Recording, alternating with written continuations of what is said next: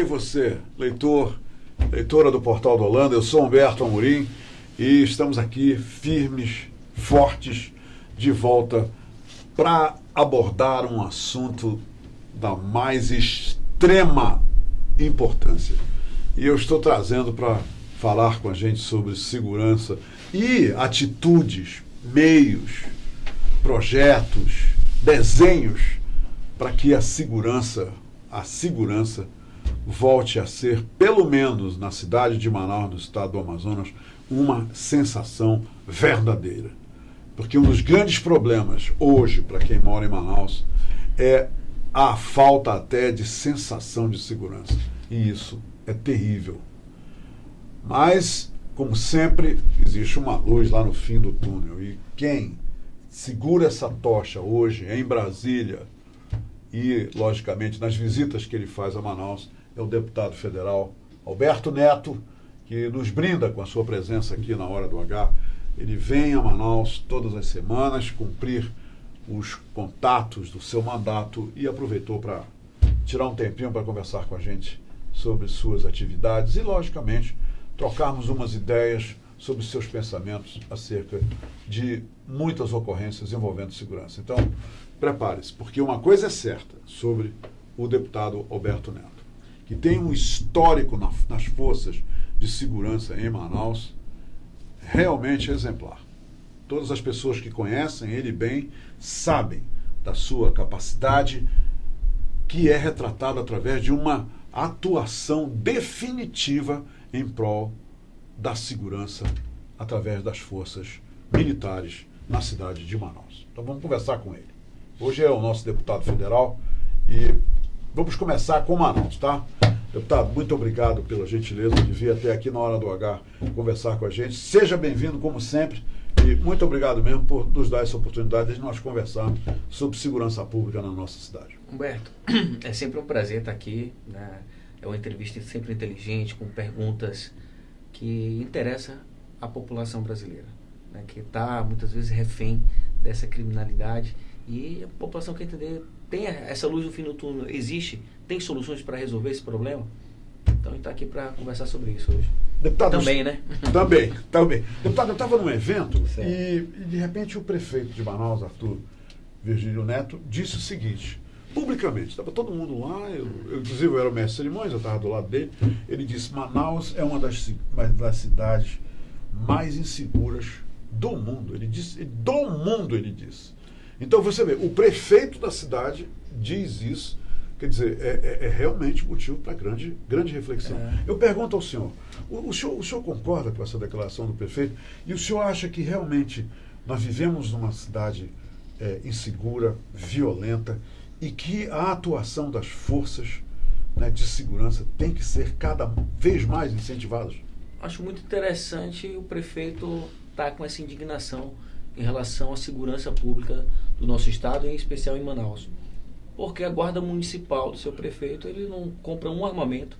O guarda municipal de Manaus vive desarmado, vive participando de ocorrências, porque a gente sabe que a nossa cidade tem um nível muito grande do tráfico de drogas, é notório isso. E quantas ocorrências a gente já foi para tentar socorrer o guarda municipal que estava encurralado em ocorrência, que foi agredido. Então, se o prefeito está indignado, que ele contribua. Que hoje a legislação permite a nossa guarda municipal, que está armada, para fazer a sua defesa. E imagina, ele está no lugar ali, no Parque dos Bilhares. A gente tem várias denúncias lá de traficantes circulando naquela área. E o guarda municipal está lá, refém desses traficantes, de assaltantes. Alguém comete um assalto no local, ele está lá, fazendo o trabalho dele. Como é que ele vai reagir? Como é que ele vai poder se defender? Então, acho que o prefeito, ele acerta quando a gente olha os números da cidade de Manaus. Realmente, por exemplo, de homicídio, nós estamos numa média de 34, enquanto 34 homicídios a cada 100 mil habitantes, enquanto a média recomendada pela ONU de uma cidade tranquila é 10. Quer dizer, houve uma queda no número de homicídios em Manaus? Houve uma queda, mas o nível ainda é muito alto em relação os números da ONU, onde são cidades que têm uma qualidade de vida melhor. A média é em torno de 9, 10. Manaus ainda está 34, mas já foi pior, já foi 57. Então, vem reduzindo os índices, mas ainda é muito violenta. Então o prefeito acerta no número, dizer que Manaus é uma cidade violenta em comparação ao restante das outras cidades, porém erra em não querer participar e contribuir para a segurança pública, pelo menos armando a nossa guarda municipal. Se nós vivemos uma cidade perigosa, violenta, por que o nosso guarda municipal vai andar desarmado? Que absurdo é isso? E já existe algum amparo legal para que o guarda municipal o porte arma, Sim, deputado? lógico. O Estatuto de Desarmamento, em relação ao guarda municipal, ele é permitido para cidades acima de 50 mil habitantes. Nós queremos mudar isso, porque, por exemplo, no interior do nosso estado, são cidades pequenas, mas também muito perigosas, onde nós fazemos fronteira com os maiores produtores de droga do mundo. Tem cidades no Amazonas que tem toque de recolher. Isso o senhor está falando hoje? Hoje tem toque de recolher. Efetivo policial muito reduzido. Cheguei lá em Itamaraty, tinha 2 policiais. Imagina. Aí quem faz a segurança é a Guarda Municipal. Fui em Nova Olinda aqui do norte. A Guarda Municipal tirava serviço junto com a Polícia Militar, na mesma viatura. Então, o policial armado e o Guarda Municipal desarmado. Então, a gente tem que avançar. A gente tem que mudar a legislação para atender os anseios da sociedade. Então, se a cidade tem menos de 50 mil habitantes, mas se é perigosa, por que o guarda municipal não pode andar armado também? Então, vamos tentar mudar. Tentamos mudar a legislação agora, não conseguimos, mas o governo prometeu enviar um novo projeto, onde vai colocar a guarda municipal, os vigilantes, que eles possam ter o porte de arma até na sua folga. Agora, quando o senhor fala, por exemplo, do Itamaraty, Nova Olinda do Norte, nessa forma, nós temos aí um estirão incomensurável quase, né, de fronteira com vários países. Como é que o que o senhor nos diz sobre essa situação? Porque durante a campanha, vários candidatos vieram aqui, Humberto, a fronteira tem que fazer, não estão fazendo, tem que colocar lá, proteger a fronteira, porque armas, drogas entram pela fronteira dia e noite aí. Mudou isso. Hoje nós temos, pelo menos, eu estou falando já de quase um ano do novo governo, certo, né? O seu mandato, quase um ano. Quer dizer, mudou, deputado, alguma coisa em termos de investimentos e deslocamento de tropas para conter essa explosão de entrada ilegal de drogas e armamento no Brasil? Infelizmente, não mudou nada, muito pelo contrário, vem piorando. Por quê? Nós tínhamos uma base chamada Base Anzol, que fica ali na Tríplice Fronteira, próximo a Tabatinga, Benjamin Constant, que era uma base muito atuante. Ele juntava a Polícia Militar, a Força Nacional, a Polícia Civil, a Polícia Federal, e fazia uma rotatividade com policiais em operações, e tinha um efeito muito positivo. Não era suficiente para conter toda a demanda, né? A quantidade de barcos que passam com droga é muito grande. Então a gente precisa ter um trabalho mais efetivo. E foi uma das minhas promessas de campanha. Explicar como é que a gente pode combater o tráfico de drogas nas nossas fronteiras. É simples, não é muito difícil. Nós temos uma barreira natural que é a floresta. O traficante não vai carregar toneladas por dentro da mata até chegar a Manaus. Ele vem por onde? Pelos rios, que são as nossas estradas. Colocar bases, tipo a base Anzol, em outros pontos. Por exemplo, tem ponto ali depois entre Tefé e Coari que o rio vai afunilando, que é interessante colocar lá, porque o traficante vai ter que passar por lá. Mesmo cheio, tem as saídas, mas tem um determinado ponto que ele vai ter que passar. E eu levei essa proposta para o ministro Sérgio Moro. O secretário de Segurança, o Coronel Bonatti, criou um projeto chamado Base Arpão, que tenho certeza que esse projeto vai ser muito vencedor. Ele vai dar uma resposta no combate ao tráfico de drogas nas nossas fronteiras muito grande. Então, logo, eu estou tentando trazer esse apoio, não para o nosso estado não ficar sozinho, que ele traga apoio do governo federal, porque é função do governo federal cuidar das fronteiras.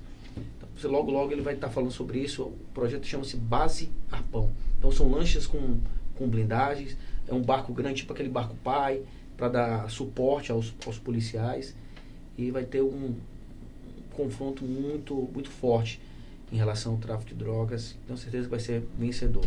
Então tem jeito sim, se a gente colocar bases em pontos estratégicos, do Rio Negro, do Rio Madeira, do Rio Solimões, nós vamos conseguir fechar as nossas fronteiras. Não precisa fechar toda a extensão, vamos fechar os rios e é por onde a droga passa, e lógico o tráfico se adapta, ele vai por outro lugar, mas não vem pelo Amazonas, vai lá pela Guiana, vai por outro canto, mas aqui no nosso estado não vai ser lugar de distribuição de droga. Manaus é violenta porque é uma base do tráfico de drogas do país.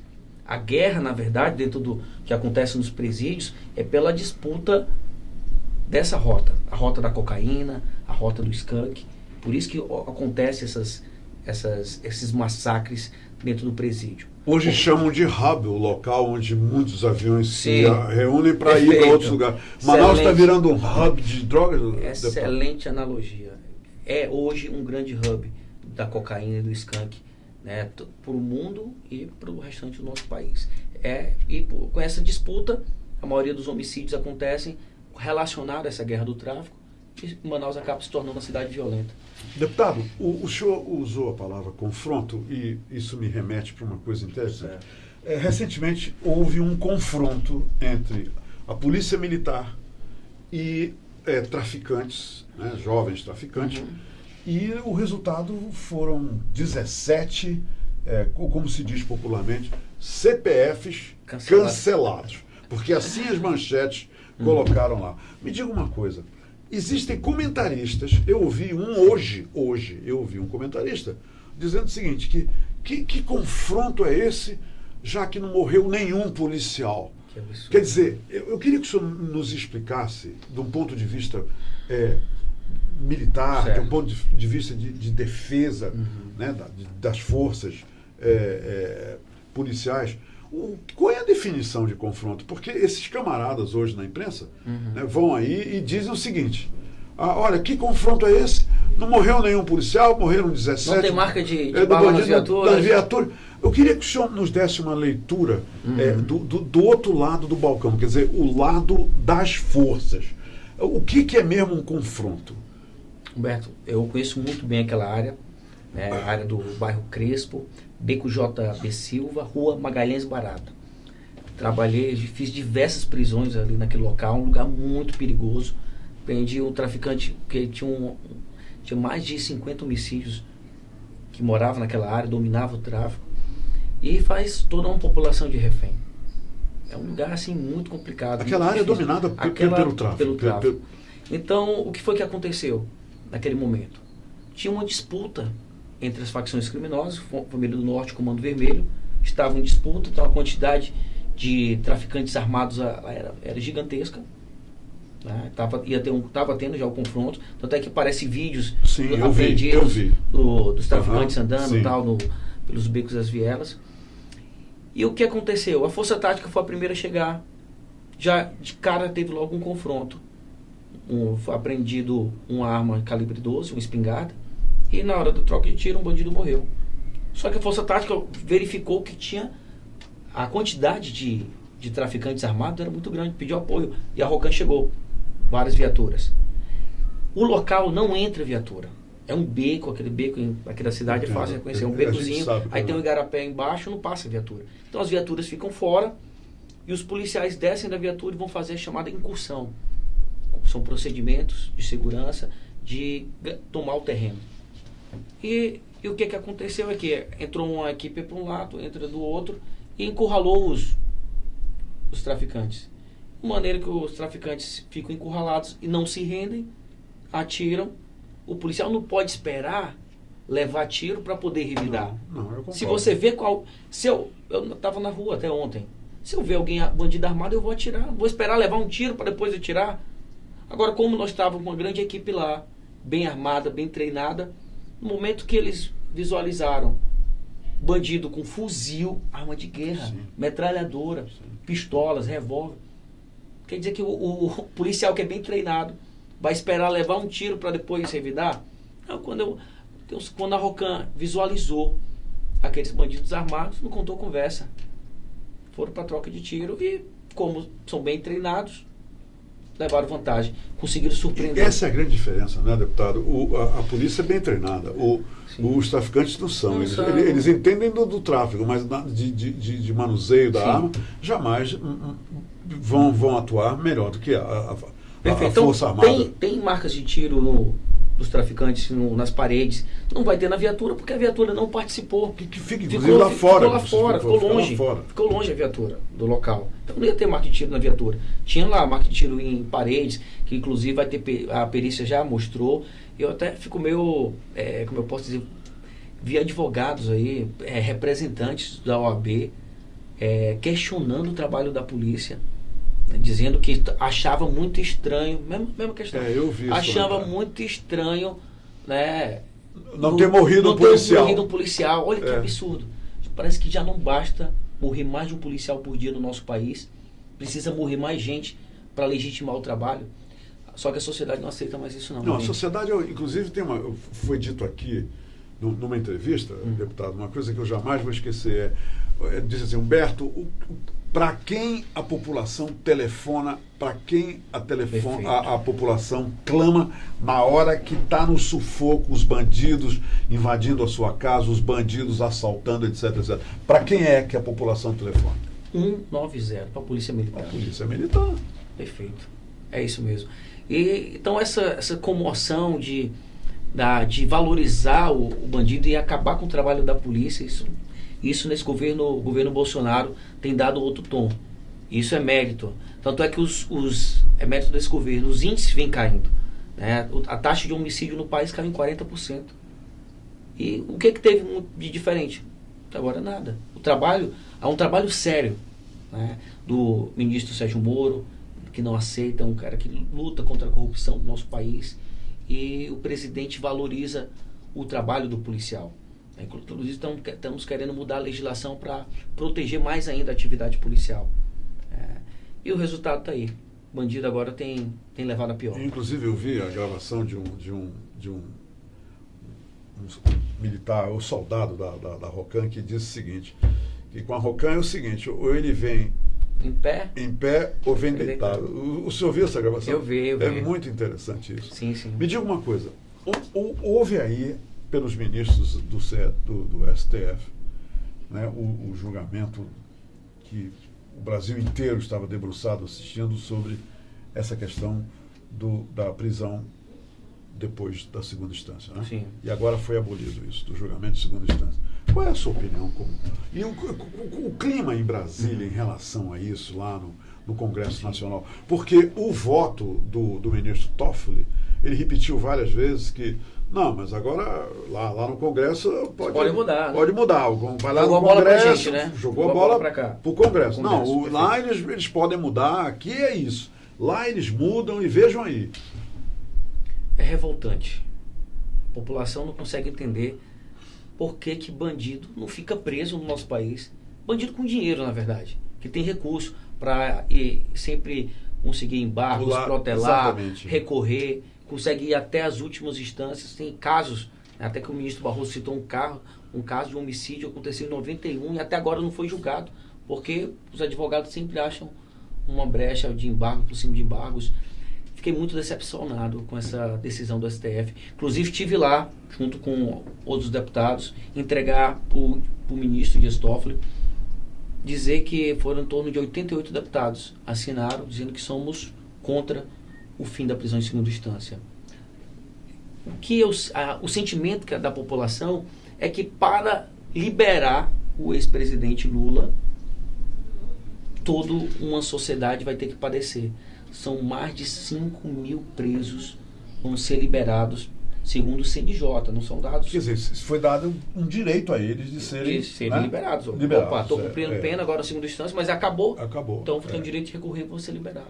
5 mil presos. Eu estou falando de estupradores, eu estou falando de homicidas, estou falando de traficantes perigosos. Olha que prejuízo para a segurança pública. É lamentável a sociedade. Mas jogaram para o Congresso. E eu quero utilizar aqui a Câmara para solicitar à nossa população que pressione o Congresso. Nós temos uma PEC em andamento que vai dar condições jurídicas para cumprimento da pena após a condenação em segunda instância. Nós temos uma PEC já tramitando no Congresso Nacional. Vamos cobrar os nossos deputados, porque é incrível. Só conseguimos 88 assinaturas. Então não está fácil assim não. Teve a mudança no Congresso, mas não teve tanta mudança como nós esperávamos. Então, Vamos cobrar os nossos parlamentares, toda a bancada, você aqui do Amazonas cobra do Amazonas, você de outro estado cobra do seu deputado, do seu senador, que nós precisamos mudar essa legislação. Apesar que a legislação atual, eu acredito que dava condições, sim, tem condições. Porque, imagina, não pode cumprir pena se após segunda instância, então e a prisão preventiva? E a prisão temporária? Sim. Não vale mais? Ele não está lá preso, mesmo não sendo condenado? Sim. Não foi julgado, ainda, mesmo assim ele está preso. É um absurdo isso, não dá para compreender. Então, na verdade dá. É com objetivo sim, claro. Sim. Soltar o presidente Lula e com isso, vai soltar traficantes, homicidas, estupradores, vai acabar, vai enfraquecer a Operação Lava Jato, que é uma operação que mudou a cara do nosso país no combate contra a corrupção. Então, tudo isso dificulta mais o trabalho. Vamos cobrar o Congresso agora para acelerar essa PEC, que a gente consiga logo a aprovação e o Brasil continue avançando, principalmente no combate contra a corrupção. Deputado, coincidentemente, no dia que o STJ estava reunido lá para julgar essa questão da prisão em segunda instância, nesse mesmo dia o julgamento estava acontecendo e eu estava entrevistando ao vivo o Newton Ishii, o japonês da Federal, que veio em Manaus lançar um livro. Verdade. E ele disse o seguinte, ele disse uma coisa muito interessante, eu gostaria até de ter o seu comentário. Ele disse: Humberto, a Lava Jato, ela está aí como um benefício, um bem para a democracia brasileira. Ele usou esse termo, a democracia brasileira. E outra coisa, eu acredito, o Newton, eu acredito que a Lava Jato ainda vai durar mais 5 anos, com toda certeza, eu tenho esse sentimento. Depois, isso, lembre, tá, os ministros estavam reunidos julgando e o Newton falando isso aqui. Quer dizer, nós não tínhamos ainda o resultado. Isso foi na semana passada. Aí o que acontece? O que o senhor acha hoje? O senhor acha que o Newton diria novamente que a Lava Jato asseguradamente terá mais 5 anos?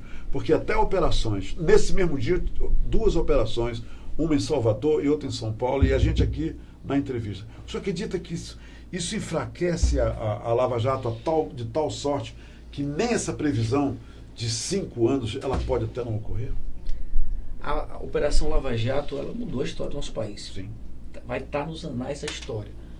Uma operação que colocou políticos, empresários corruptos que estragaram o nosso país, que levaram o nosso país para a ruína, com esses milhões de desempregados, mais de 13 milhões, quase 50 milhões na informalidade. Ela mudou realmente. Porém, o fim da prisão em segunda instância enfraquece muito a operação. Então nós precisamos correr para dar condições para os nossos policiais, os promotores, o nosso judiciário, dar condições para eles fazer o trabalho. Porque senão, como eles empresários, são políticos, têm muito dinheiro, eles vão conseguir protelar as suas prisões. E quando um político ou um empresário desse cometendo esses crimes, né, que tira o leite, sim, das nossas crianças, se ele não for preso, ele não sentir lá a força da prisão, a força do Estado punitiva, com certeza a Lava Jato vai se enfraquecer. A própria população não vai ver ninguém preso, então não vai ter aquele apoio. Volta aquele clima da impunidade. Né? Porém, eu ainda acredito naquela luz do fim do túnel ainda. Que nós vamos aprovar no Congresso, nós vamos mudar a legislação, né? Essa PEC, né? Vamos dar as condições para que a Lava Jato continue fazendo esse belíssimo trabalho para o país. Deputado Alberto Neto, como é? O senhor solicitou há pouco a população a pressionar o Congresso. Perfeito. Como é que nós fazemos isso? Qual é a sua ideia de pressão? De que forma? Qual é o formato que o senhor nos sugere para pressionarmos o Congresso? Porque eu acho que toda a população brasileira que tem uma racionalidade acerca da importância da Lava Jato, ele vai pressionar o Congresso. O que a gente deve fazer, na sua opinião? Nós temos hoje as redes sociais. Eu estou lá no Congresso, eu vejo quando o deputado recebe uma mensagem do seu eleitor, quando alguém comenta alguma questão polêmica, isso é muito forte para o congressista. Ele quer estar lá porque o povo colocou ele lá, então ele tem que fazer a vontade da população. Então, quando você manda uma mensagem para o seu deputado cobrando, quando a gente faz algumas movimentações ordeira, lógico, né? Aquela canalice que o PT fazia, mas é uma questão ordeira, em prol do pacote anticrime, em prol contra o fim da prisão em segunda instância. Isso aí tem um peso muito grande na hora que o deputado vai lá botar o seu dedo e deixar o seu voto, deixar a sua marca lá. Então ele leva muito em conta as redes sociais, principalmente as redes sociais, que vai direto. Então vou pedir para você mandar uma mensagem para o seu deputado ou para todos os deputados que você conhece, falando que acha um absurdo o fim da prisão em segunda instância, que é a favor também do pacote anticrime que o ministro Sérgio Moro mandou para o Congresso. São medidas importantes para a gente avançar na segurança pública. Para encerrar, deputado, o presidente Bolsonaro fez uma viagem agora para a Ásia, esteve no Japão, foi na China, foi em outros países lá, foi da Arábia Saudita e tudo mais. Me diga uma coisa, ele levou na comitiva, incluiu na comitiva, o superintendente da SUFRAMA, o coronel Menezes, Alfredo Menezes. Me diga uma coisa, o que isso sinaliza para o senhor? É saída do coronel Menezes como convidado do presidente. E nós vamos ter aqui no final do mês, deste mês de novembro, a FESPIM, que é um evento que está sendo resgatado, né, um grande evento das indústrias mostrando ao mundo, um evento internacional, ao mundo a nossa capacidade no Distrito Industrial. Qual é a análise que o senhor faz disso? Nós tivemos uma reunião da bancada do Amazonas com o ministro Paulo Guedes e o coronel Menezes estava presente. E o ministro Paulo Guedes foi muito claro. O presidente poderia ter feito milhares de indicações. Ele só fez uma, que foi o coronel Menezes para ser o superintendente da SUFRAMA. Isso mostra prestígio do nosso Estado, né? Quando o presidente leva o superintendente da SUFRAMA para uma viagem internacional, que é muito concorrida, né? São poucas pessoas que acompanham o presidente, isso mostra muito prestígio. O coronel Menezes tem feito um excelente trabalho à frente da SUFRAMA, está tentando resgatar o orgulho, né, de fazer parte desse projeto tão exitoso. A SUFRAMA tem seus problemas, mas ela fez algo extraordinário para o nosso Estado e fez algo extraordinário, na verdade, hoje a gente vê para o nosso país. Hoje o mundo todo fala sobre a Amazônia. A questão das queimadas. Eu estive em Genebra, na OMC, e todos os debates se falavam sobre a Amazônia. A importância.